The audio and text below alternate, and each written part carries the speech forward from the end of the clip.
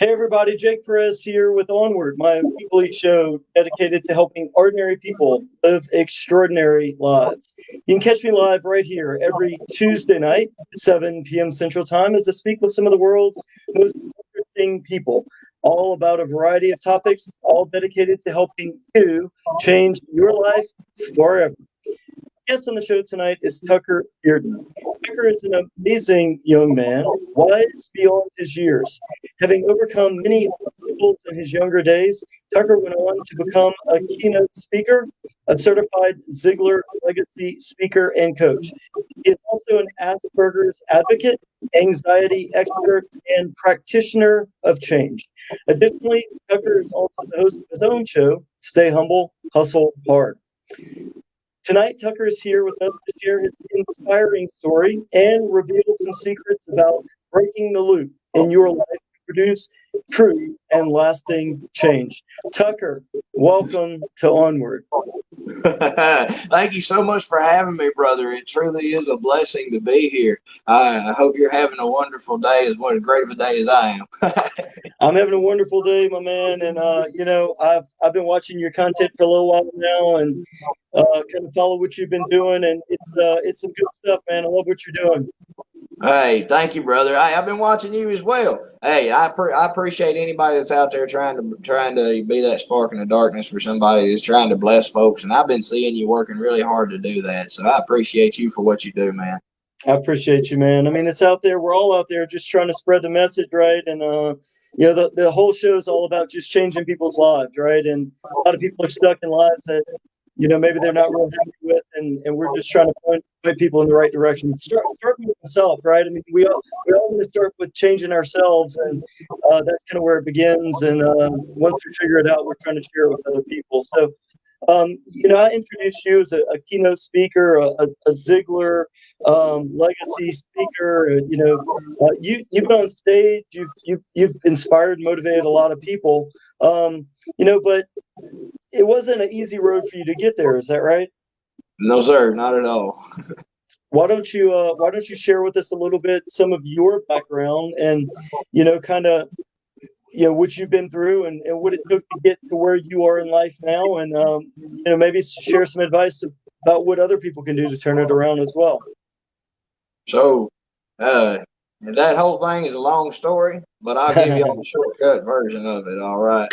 So, uh, like he said, I am a keynote speaker and a certified Ziegler Legacy, and I have shared stages with people like Les Brown, Brian Tracy, and many other greats. And it's been an honor and a blessing to do that, But I didn't start out getting to speak on stage with big folks like that just right out the gate because I wanted to one day. It really has been a journey. And I don't know. For those of y'all who don't know who I am, and my name is Tucker Bearden, and I have a form of autism called Asperger's. And I know that a lot of folks are trying to take away the name Asperger's, and they're calling it high functioning autism. But look, those of us who are Aspies, true Aspies, we're proud of that label, whatever you want to call it. So we're keeping it. But yes, Asperger's in short is a neurological abnormality that hinders one's natural abilities to understand social cues as well as emotional responses. I don't really catch sarcasm very well. I don't register tone change very well. And I have a lot. It comes down to the social challenges are just the tip of the iceberg. But to keep my story as short as possible, we're going to stick with that part. So anyway, when I was younger, making friends truly was a daunting task. I mean, I didn't understand people. I've never really have. And I mean, I've sat back and watched people and what they do, and a lot of the things that people do has never made sense to me. And I've learned more growing up how to adapt to that, and the fake it till you make it saying is very real. If you fake eye contact long enough, eventually you can look folks in the eye. If you fake certain emotions long enough, suddenly they become real. So it was really hard as a child, but once I got older, I started working with horses. And believe it or not, that's where the shift came to learning how to communicate with people.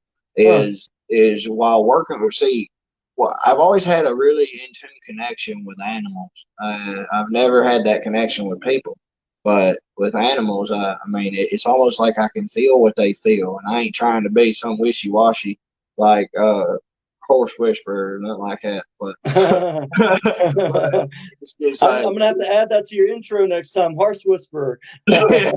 But it's just with animals, it's like almost like I don't know. You can feel the emotion. So while I was working, one second, sorry. While I was working with the horses, I realized when I came to work that if I was at peace, like within myself, uh, for that day, the horse would cooperate with me. They would always they'd be in a good mood. They were playful. They might butt you a little bit, but they weren't too bad.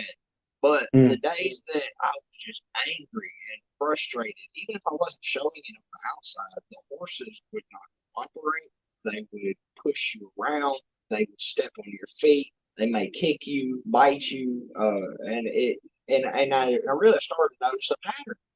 And I realized, wow, these animals can feel what we feel without us showing it. And so that started to develop in me an urge to be better in a sense, because I didn't even know about self development. I didn't know it was a genre. I didn't know anything about it at this time. And so I started getting on the internet and looking up like ways to be more positive. And suddenly I came across something called TED Talks. And I saw a talk by Simon Sinek that said, start with why. And I was blown away. I was like, oh my God. Because I felt it like I'm sitting there listening to this video and I'm getting chill bumps that are going down my body and it's making me shake. And I'm just like, what is this?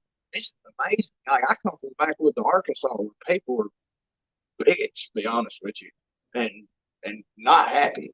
Like it's like this different world. Like, oh my God, there's people out there that are happy. You know what I mean? There's people out there that don't wake up wanting to throw a bucket in somebody's face. All right. Yeah. So I was like, man, what is this? I want to be a part of that. But more importantly, I started listening to these talks and I was like, I can do that.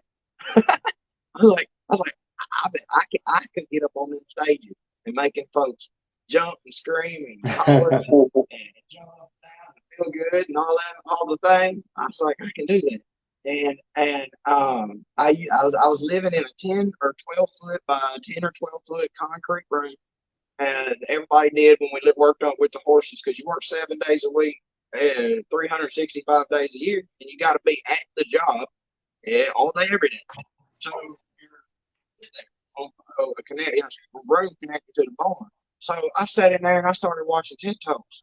And I started trying to like mimic the way that people walked on stage and the way people were moving their hands and talking and I was sitting in that room for hours on end listening to music and giving talks to the wall. And then one day I came across a feller by the name of Zig Zig. All right. And Zig said something that changed the game for me. He said, you can have anything in this world you want if you only willing to help enough other people get what they want. And that caused a paradigm shift for me. I mean, seeing things the way that I did because I was like, man, I'm really excited. I want to speak on stage in front of folks, but I can't even go to Walmart without having a panic attack. My social anxiety was so bad that I had fear of open spaces. Like if I went somewhere, I would always stick close to the mall. I mean, not the mall, the wall. I was sitting close to the wall or close to something I could touch or very close to a person, someone that I knew. Um, I didn't veer like if say we went to the mall, I couldn't walk through the middle. I had to walk near the walls. Something just didn't feel safe. And then being around people, I went panic attacks and ended up in the hospital. Just going to Walmart trying to shop for clothes or food. And so I'm like, man, you want to speak on stage, but you can't speak to 10 people.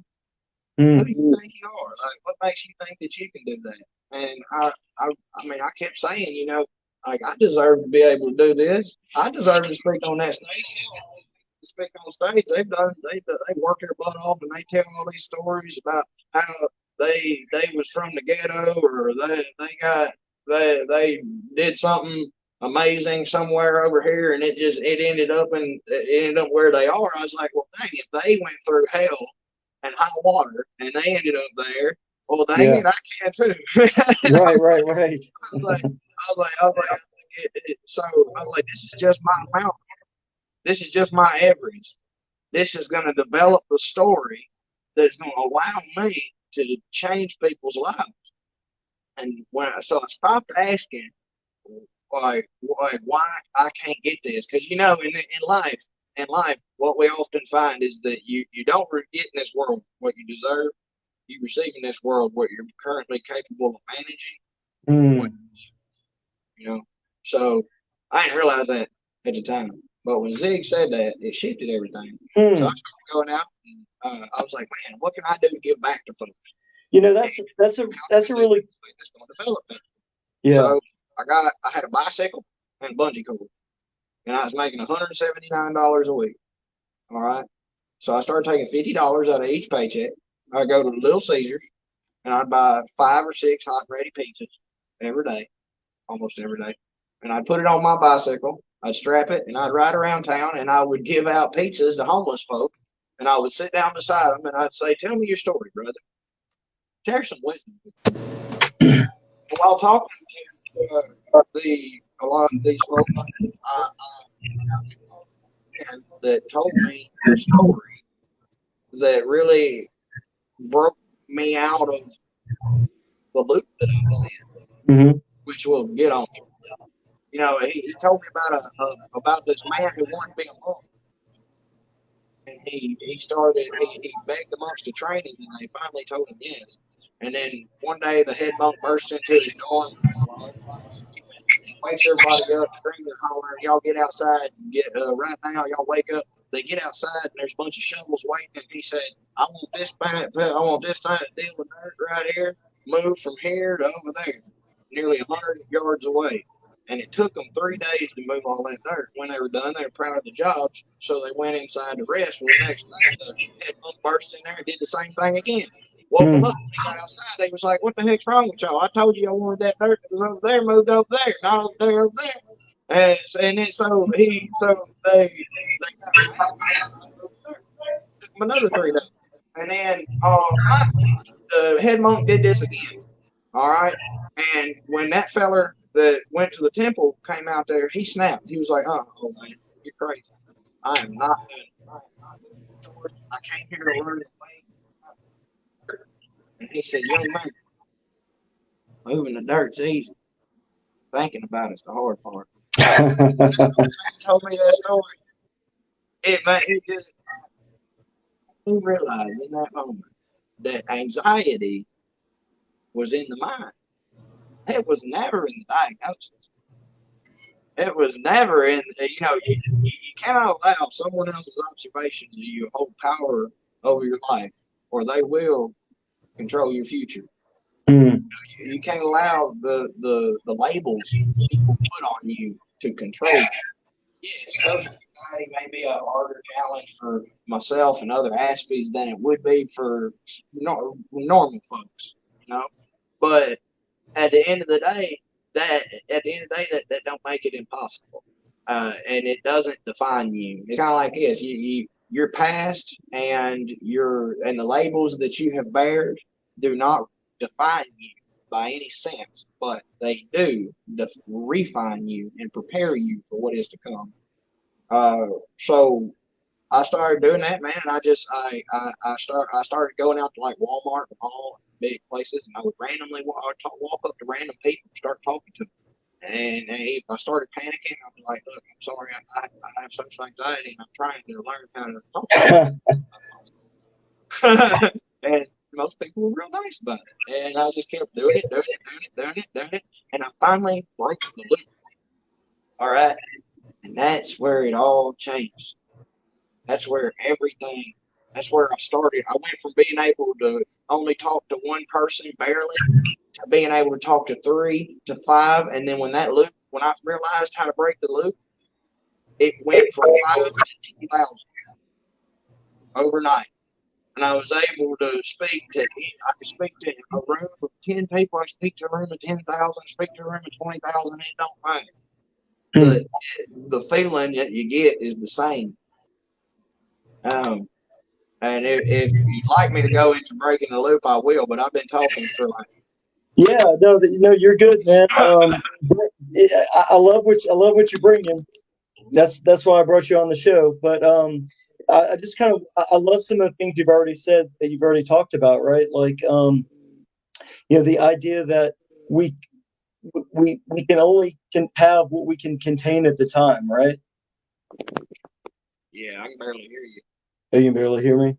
Hang on. Let me check on something real quick. Really loud.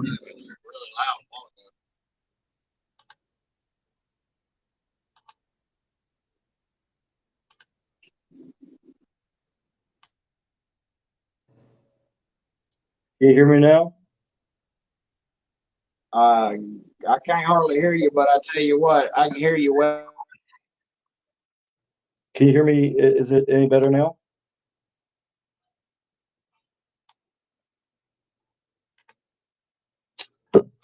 All right, I'm back. I'm sorry. Okay, can you hear me now? All right, cool. All right, whatever the problem was, I think we got it hammered out there. So you were saying that we can't really, grow, or like whatever it is that we can contain, we can only grow as much as our container, kind of, right?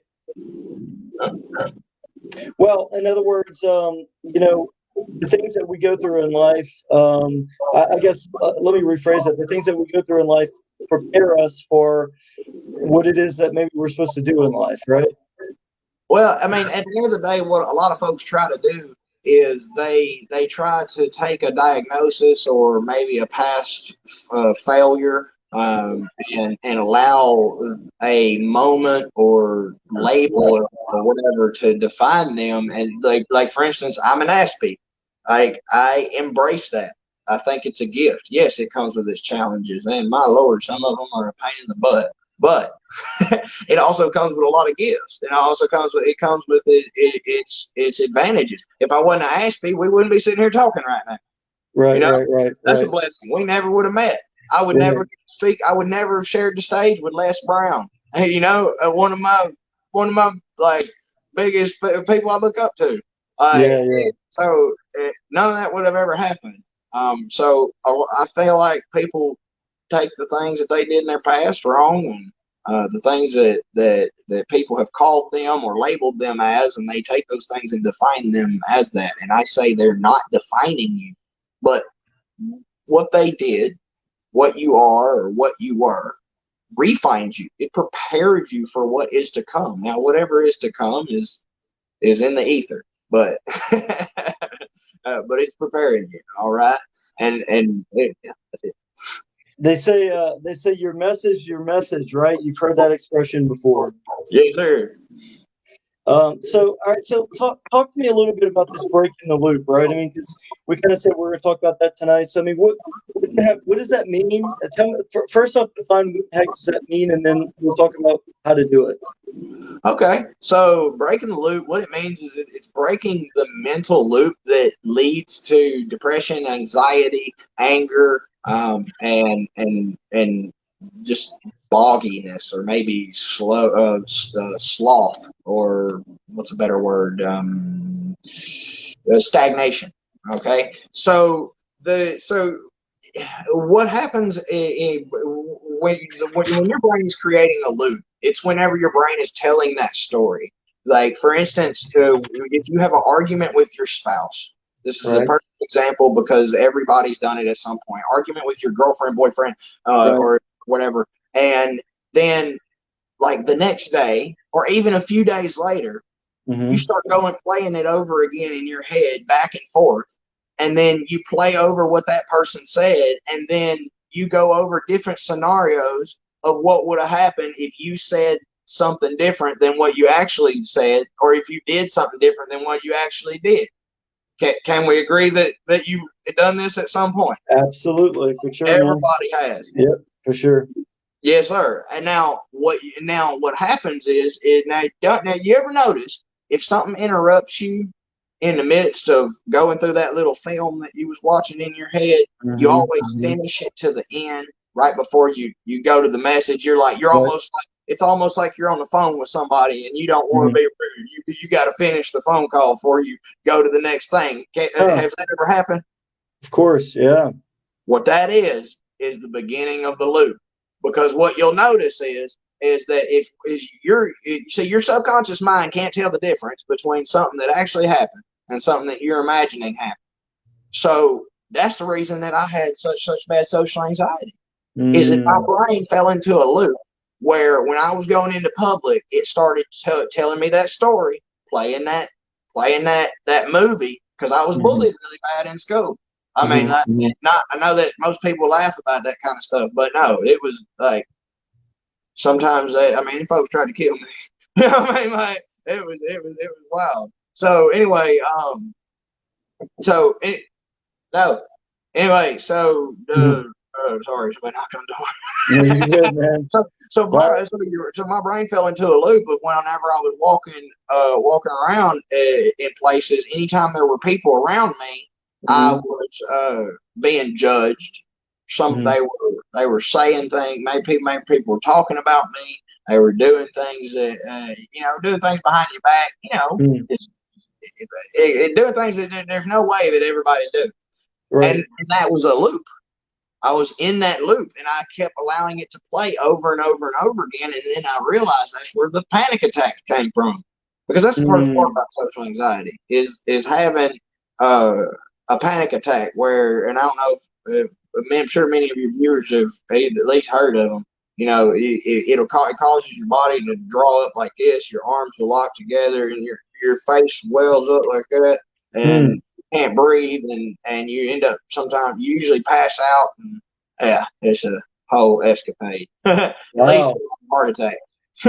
So I mean, one that sounds terrible. Fortunately, I've not had a panic attack to that extent, but I can relate to some of what you're talking about with that negative loop, right? Where you begin to anticipate, maybe with a relationship or a situation at work or whatever it is, you anticipate a negative outcome, and really that's not what is going to happen. But you're almost starting, you're conditioning your mind in advance of whatever happens, right, to think that something bad is going to happen, and then it blows up into almost becomes a self-fulfilling prophecy problem.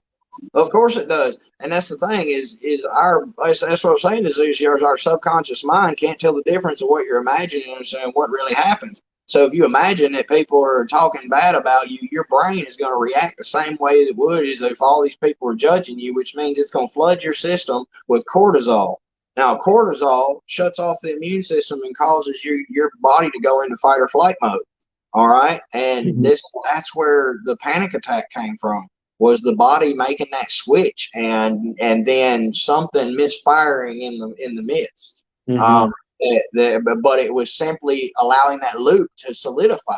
See, whenever I stopped having panic attacks in public and start being able to speak to people, it all happened because I learned to catch myself when I started creating that loop, telling myself that story, going over that memory again. And I realized there are three things that you have to notice. If you catch yourself saying in one of them memory stories or the memory movies or whatever, if you catch yourself saying I shoulda, coulda, or woulda, get out.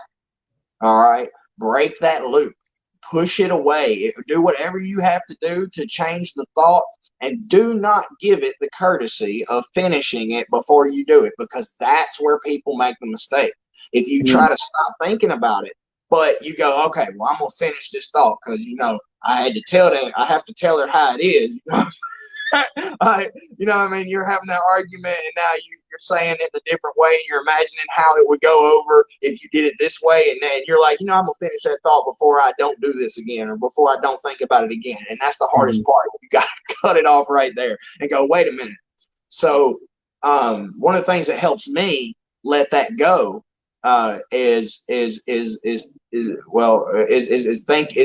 remembering the story of the two monks that carried the woman across the road. Have you heard the story? No, I think so, but keep going. Okay, so there were two monks walking along and meditating, and they came across a woman who was wearing a long kimono.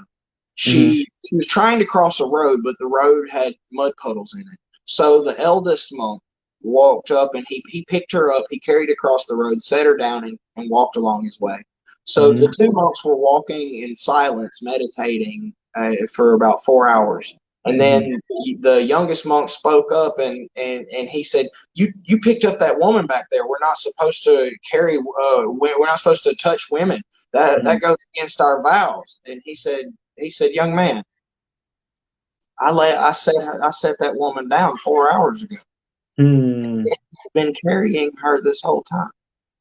So, he said, let it go.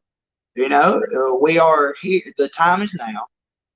You are this moment, and the place is here, and that's all there is.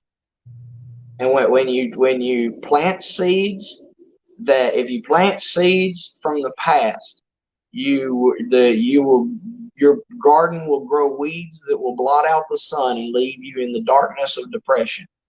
And if you attempt to sow seeds from the future that have yet to be sown, what you will end up touching is the thorns of anxiety. But living within the present is how you give birth to something beautiful. And that was where I learned to break the loop.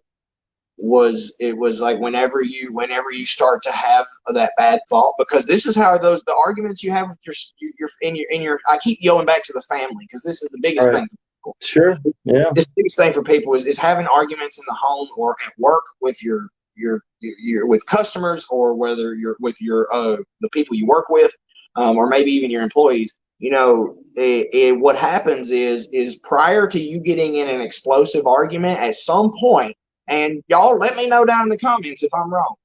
But at some point, you sat there and played the story in your mind of something negative that either happened in the past or could happen in the future. And you played scenario after scenario of how it could go down, whether it's driving down the road or while you're sitting there tinkering on your computer or whatever you're doing. You may even sat back in your chair at one point and went, and then finished another thought about it.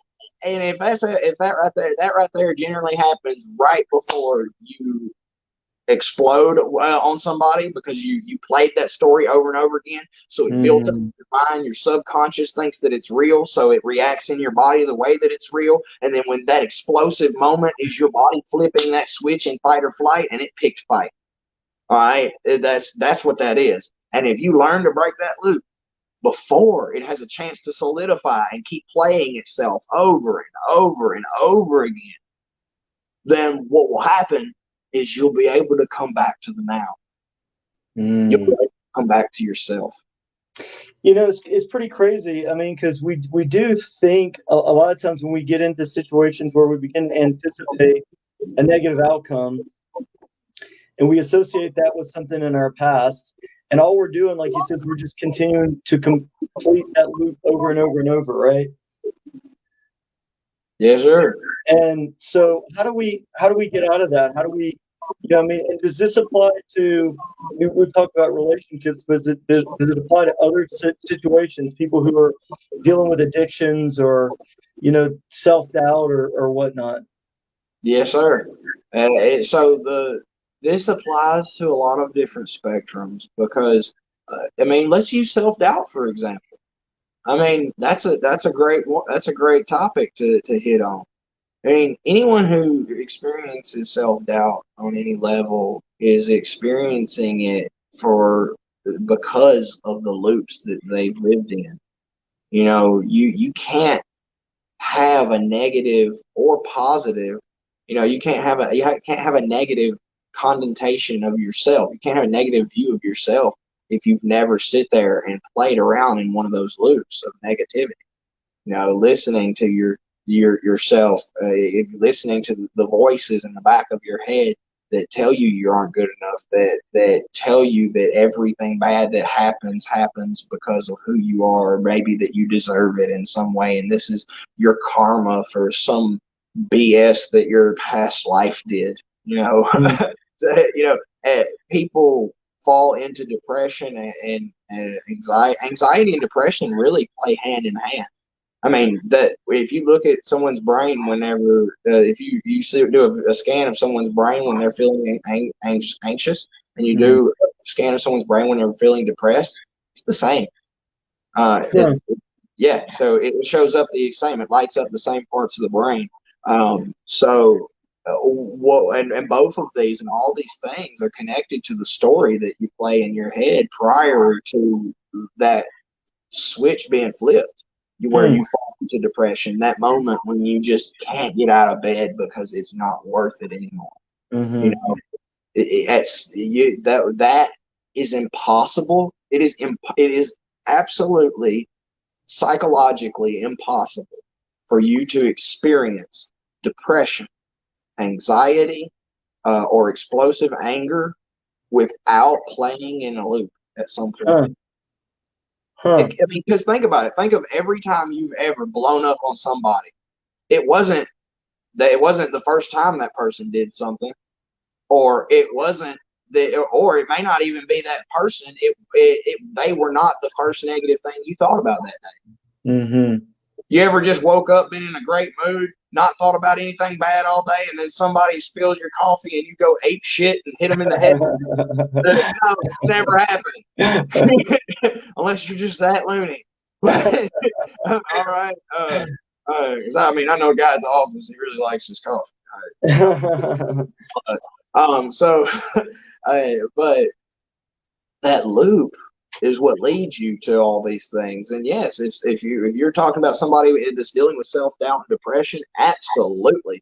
Because the self-doubt, it comes from you being in a loop of doubting yourself. You know, like it kind of is self-explanatory. It's self-doubt. You know, sure. Yeah. Where the loop is. So someone who's watching and they're experiencing that, how do you get out of that? How do you get out of that negative loop? You have to break the pattern. How do you do it? First of all, and I'm going to take this from Tony Robbins, you have to raise your standards. Okay. First of all, because at some point, nothing changes, and it's going to sound cheesy, but it's not going to change for you until you want it to change as bad as you want to breathe. Okay. It's never going to change for you until you are so disgusted with the way things are that you will do anything that it takes to make sure that it does change. Because if you don't like where you are, something different can't be worse. Think about it like that.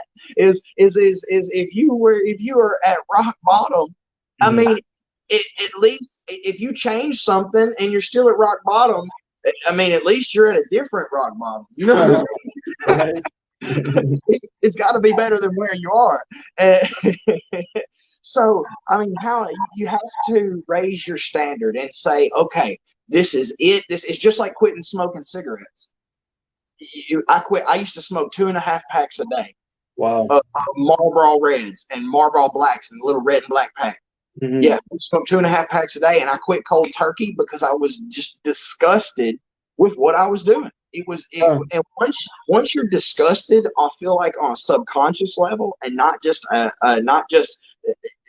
saying it, actually becoming a part of you. Then at that point, the other parts of your brain start helping you either stay away from something or move towards something. So with cigarettes, when I decided to quit and I was absolutely disgusted, from that moment on, I couldn't even bear the smell of a cigarette. It made me want to throw up. And after doing further research, I found out that's an autonomic response within the subconscious mind. So it's programming yourself out of a loop. Now, how do you break it? All right. So how do you get out of it? So first, you have to raise your standards. You have to say that I'm going to live at this level, and nothing is going to keep me from getting to that. And even if I have to die, by God, I'm going to breathe. All right. I'm getting a breath of fresh air. So there's that. And then the second thing that you have to do is you have to start. First of all, you have to find where the loop begins, because there's really 3 steps to this. Raise your standard, find where the loop begins. So for me, what I realized is right before I had a panic attack, right before I started feeling these things, it was always when I was in public and I was thinking about like getting the feeling that someone's judging me, someone's looking at me. He has acne, because I used to have pimples everywhere. Like that. And I would start thinking about these things, and I realized that was my trigger. That was it. Okay, it was that one thought, thinking someone's judging me. That was it. Once I found my trigger, once you find the trigger, you realize how to stop the loop. It's kind of like if you find the kid running around with a match in the middle of the woods whenever it hasn't rained for 2 weeks, and you go and put out the match, he's not going to burn the forest down. All right. So that's the same thing. And so that's it. The second step is find your trigger. Figure out what it is that starts the loop. And I get it. This is a process. You can't just go, "Ooh, okay, this is my trigger." No, so let me back up real quick. So step 2, you said, is find the trigger. Step 1, step 1's the desire to quit? Is that it? It's raising your standards to the point of no raising your standard is step 1. So you want something better for yourself. You're sick of what you're doing, and you want to raise that standard. That's step 1. Raise your standard. Step 2, figure out what's triggering that thing. Yes, figure out what's causing the loop, because it all starts for some reason. And and I know sometimes it's hard to find the reason. I've worked with a lot of people, helping them find their loop and break it. And in the process of working with people, I found that a lot of people struggle. But at the end of the day, and this is not going to sound nice, so to speak, but the people who have trouble finding their loop often have trouble finding it due to their own arrogance. Because a lot of times we don't want to believe we are the problem. We want to believe that it's some kind of diagnosis. It's some kind of thing that you're not being medicated properly for. It's some kind of past trauma that happened and doesn't allow us to get past this. And then these things become excuses, and it's simply you're too arrogant to change. That's really what it is. Ooh, and that's good stuff. That's hard for me to listen to a little bit, because I resonate with a little bit of that as well. I get it. I'm 46 years old, and I got a lot of things that I'm working on changing about myself. And I know that it's so easy to think, well, there are all these different reasons why we do the things that we do. But at the end of the day, it's really us, isn't it? Yes, sir. That's it. I mean, people go out and doctors feed us expensive medications and tell us it's safer to stay inside. I don't take any medication anymore. I never needed it to begin with. They were trying to put a Band-Aid on a wound that never existed. It was whether it was so they could make money or use me as a lab rat, I don't know. And then I don't care. Yeah. But I know this, that it really is in the mind, and we are our greatest problem. People who often feel like the world is their enemy are the ones who are people. Remember, really, like the people who really feel like the world is against them are the ones I'm talking to, because I know how hard it is to swallow this pill. I know because I was that guy. All right. I thought the world was against me. I thought people were evil. I thought people just hated me because I was autistic and I was different, and that I would never have any friends, never be able to love anybody, never be what you all call normal, you know. And I was just too arrogant to change, and I didn't realize it. So it's not your fault. It's not your fault. Okay, if you didn't realize it, but here's the thing: the difference between dirty and filthy. Dirty is dirt's there and you didn't know it was there. Filthy is you know it's there and you refuse to remove it. Okay. All right. So when it comes to this, the problems that you've had, because I know that when I'm speaking to your audience at this point, those of you who are watching, I know that there are challenges you're going through where there's something that you want to change, and it almost makes you want to say something bad to me when I say you're just being too arrogant to change. I know what that wells up in your stomach, but the fact that it wells it up means. All right. All right. And now, what's the third step to this? All right. So the final thing that the final step I would say is the first step is simply raise your standards and decide to change. All right. Second thing is figure out what's the trigger, figure out what it is that's causing this. And then I would say that the third step to really breaking that loop is every time that you catch yourself falling into a loop, purposely do something different in the day that you don't normally do. Now, this doesn't have to mean, well, if I go into work and I get into a loop, I'm just going to say screw it and go hike. It could be something as simple as taking a different route to work. Do something that you're not already programmed to do. And when I say programmed, people kind of get iffy. When I say programmed, I mean like when you get in a vehicle, drive from point A to point B, and you don't remember how you got from point A to point B. It just kind of happened.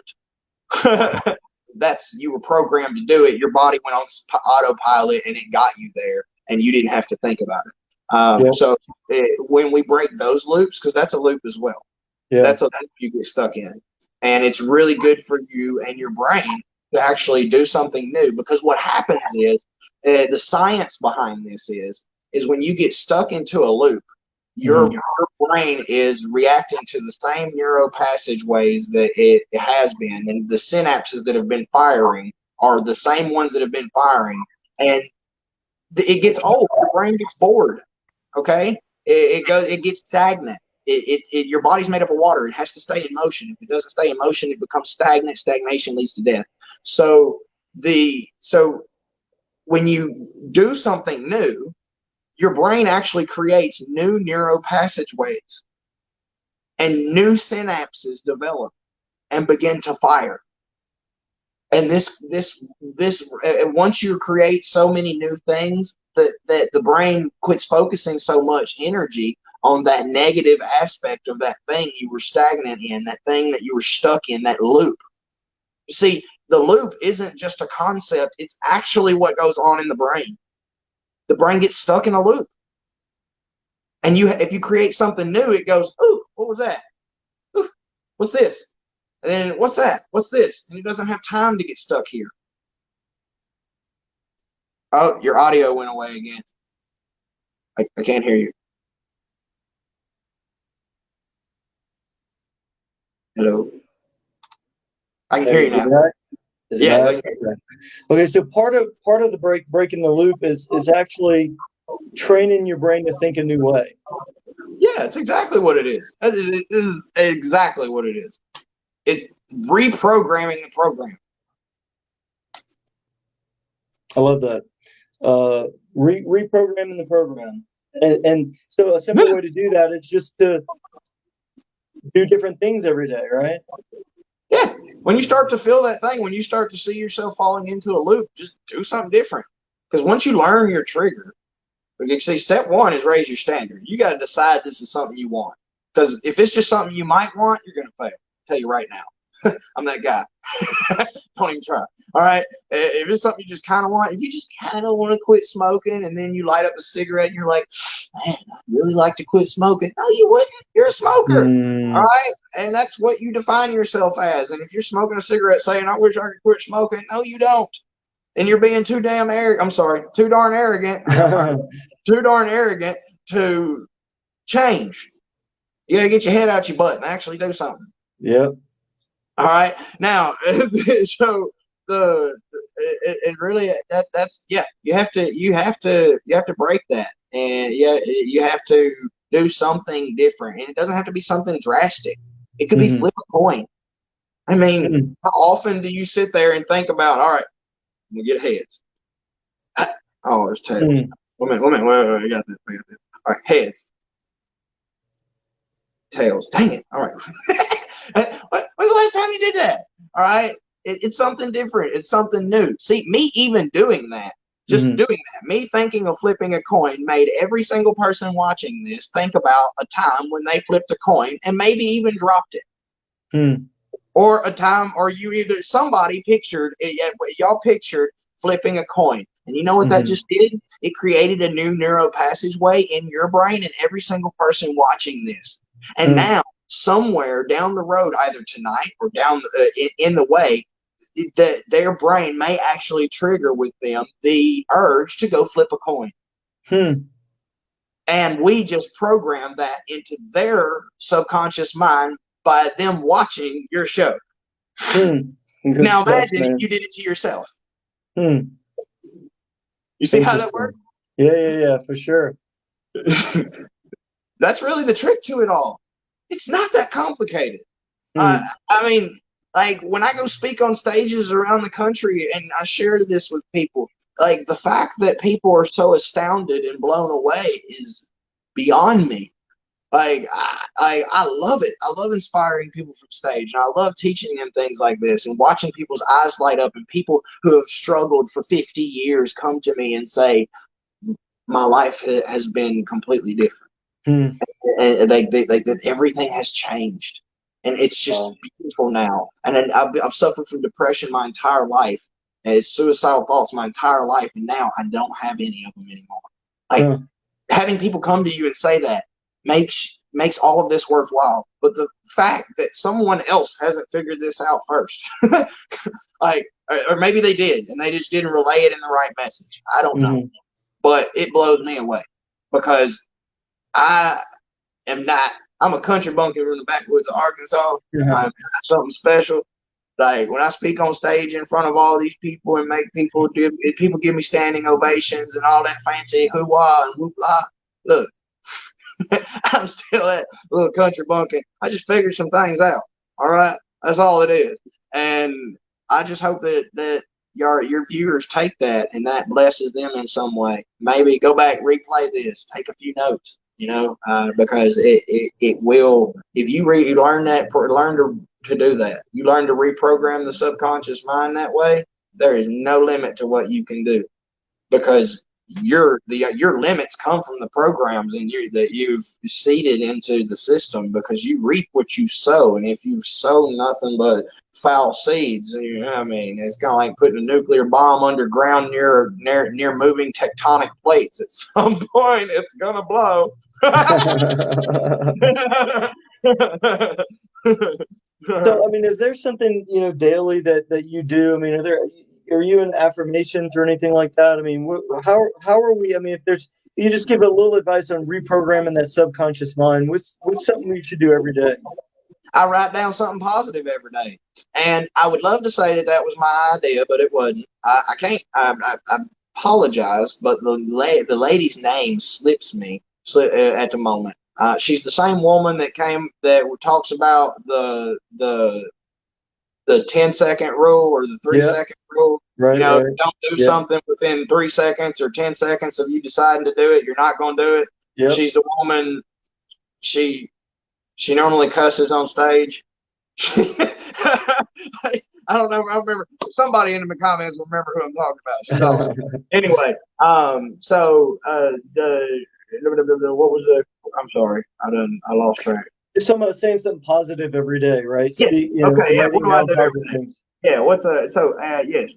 I write down. She talks about that. Write down something positive every day, because what you do is you begin to program the reticular activating system in the brain to notice positive things in the day. And for those of you that went over your head, the reticular activating system, or the RAS, is the part of your brain that causes you to notice things. If you've ever, anybody who's ever bought a car knows that once you drive that car for a little while, suddenly you start seeing that car everywhere. Well, people didn't see your fancy little car and go start buying that car. That ain't how it works. They were driving it before that you ever got it. It's just now you're noticing it because the RAS in your brain, the reticular activating system, causes you to notice it. This is the thing that causes you to survive in the woods whenever the reticular activating system kicks in and says, you're not supposed to eat that. All right. That's what, that's what keeps you alive. Okay.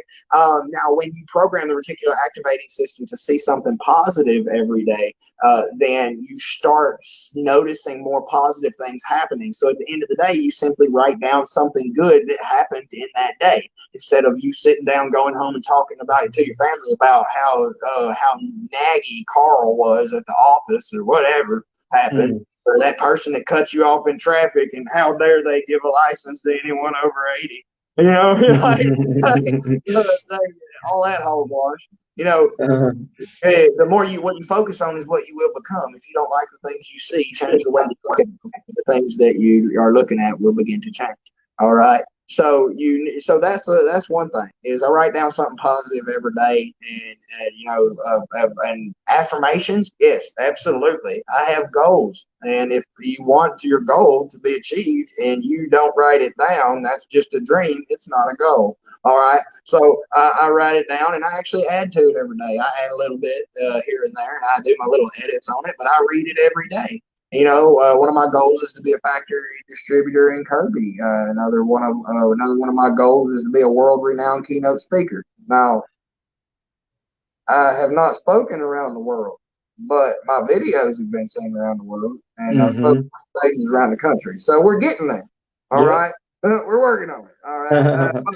Anyway, so there's that, and I also work out every day.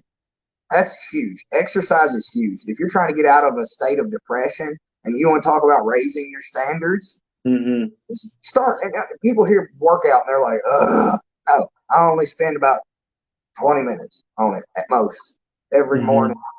You do some push-ups, man. If you just do 10 push-ups, if that's all you can do. I do like 300-400, but that's besides the point. That's a lot. I do about 100 a day. I thought that was good, man. You got me on that for sure. Well, I mean, it's like 200 or so in the morning, and then 200 or so in the afternoon. And, it's a lot of push-ups, bro. Well, they're also broke up into different kinds of push-ups. So you've got your diamonds here, down here, here, and here, and your all the different ones you do and stuff. They add up over a period or whatever. But the point is that if you talk about raising your standards, it can't just be emotionally. You got to do it physically too. You got to do something to alter your state, because if you don't like where you are, it's because where you been ain't where you need to be. Okay. And if it ain't where you need to be, changing something can't make it worse. You know what I mean? Like it's like we said earlier, like, I mean, to be honest with you, like my thing, the reason I do all these push-ups and everything is because I used to have a chicken chest. And those of y'all who don't know what that is, it means when I went and I flexed, there was nothing here. It was all white and acne. And I looked like I played video games all day, because guess what I did? I played video games all day. All right. And I was like, oh my God, this is disgusting. And the time I decided to change that, I went to go get a tattoo, and I was like, hey, I need to get this chest piece covered up, and I want to get something. And I pulled my shirt off, and they laughed at me. Wow. I couldn't even be mad at them. Right. It was like, I didn't like what I saw. I was disgusted by what I saw in the mirror, but did you hear that? I was disgusted. Disgusted. I got to the point where I was like, you know what? You have to raise your standard. You have to be so disgusted you're willing to raise your standard. And I just started doing a little bit of here and there. At first, I couldn't do 10 push-ups, and I was so embarrassed. And then I realized, like no one's even watching me do this. What is there to be embarrassed about? And then I started switching the mindset. You know what, bro? You were able to do 10. And then I remember when I was able to get to 11, I was like, dude, bro, dude, I did 11. Like, I wasn't able to do it, and now I can. And then all of a sudden, I skipped straight from 11 to 15, and I was like, bro, this shit is working. Oh, my God. Oh, my God. I'm getting stronger. This actually works. And now I can do a lot. 400, dude. That's a lot of push-ups, man. But it's not about the amount of push-ups you do. It's about how you do it. It's just like it's kind of like, just because you're busy doesn't mean you're getting something done. Yep. Yeah. That's So it's not. I'm not one of the people that goes and does all the fast push-ups. Right. I take my time. But yeah, that's how you break your loop. Is you have to change something, each and every day. Like, or when you start seeing yourself fall into that loop, catch yourself, catch the trigger, and don't be so dang arrogant that you pay it attention and let yourself finish the thought, because that's the poison. That's the lockdown. That's the chain you wrap around yourself as you go to jump in the water. All right. Now, once you catch that, learn to catch catch what's triggering it, and then just do something different, no matter what it is. That's good stuff, man. So we're here talking. I'm talking to Tucker Bearden, and he's telling us basically, if you're sick of where you are in life, if you're sick, whatever it is, he's telling us how to break the loop. That's what you got to do. You're stuck in a feedback loop, a negative feedback loop, and if you want to change it, you got to break that loop. And he's just shared some really good information with us about how to break that loop. I appreciate that, Tucker. Hey, I appreciate you having me here all together, brother. Yeah, absolutely. Absolutely. So, look, I think we're going to jump off here, but I really appreciate all that you shared with us, hanging out with me tonight, and sharing with everybody about how to break that loop and how to move on and be the best version of themselves they possibly can be. So thank you all for watching tonight. Tucker, I appreciate you being on the show, man. It's been a lot of fun hanging out with you. Hey, man, it's been a blessing being here. And if you don't mind, can I leave them with one thing before I go? Please do. So if y'all want to break that loop, if you want to change things in your life, I give you this. This is my daily motto. He's talking about affirmations. This is one of them that I live by every single day. This is something to start with if you're having trouble breaking your loop. And that is, go out and if you can go out and be the spark that lights the way through the darkness in any shape, form, or way for even one person a day. It doesn't matter if your name isn't remembered throughout history. Your life will inevitably have been worthwhile. So go out and bless someone, because if you be the blessing for others, you will live within blessing. And I believe that if you do that, everything will begin to change. Because you want change, you got to start being the change you want to see in the world. It's good stuff, my man. I appreciate you, Tucker. Appreciate you coming on.